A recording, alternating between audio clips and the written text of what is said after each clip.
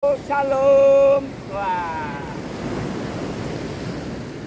Taman wisata Bahari Kasih Sapat Heo. Wow, họ thấy cà si à, mẹ chín si à, hệ chín si thì càng cầm lấy tàu li à, phải ngâu nhìn à,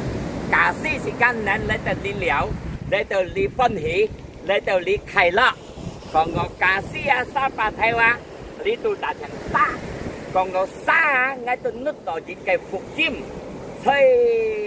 Yesaya 48 49 anh nhóm còn đó gia phục chim, thì các cái chỉ xuân有3多呀，在上帝嘅面前唔係切吃，行眼向的是咪？自家嘅自信了3多，唔係切吃在上帝嘅面前。但比如家嘅條件，我原本呢家嘢細一48題18節樣講到，係講切家就一切在上帝嘅方面，要信任主耶穌佢哋嘅上帝，主耶穌做自家嘅救主。自家要順服一個命令，自家嘅快樂唔會造痕，自家嘅快樂了主讓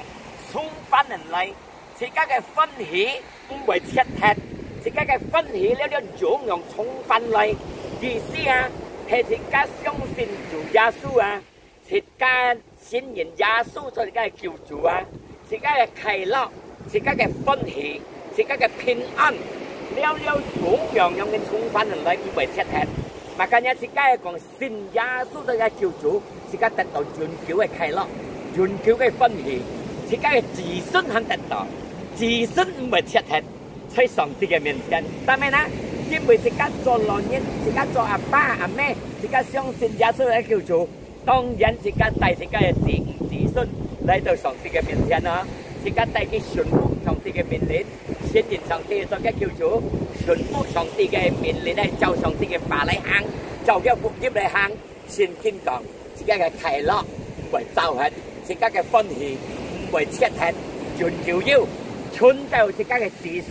肯得到嘅快樂，肯得到嘅歡喜，肯得到嘅純人嘅喜樂，唔會切。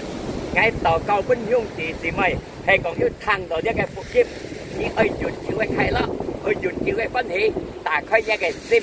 信任耶穌做上帝，信任耶穌做一個救主，順服一個福音，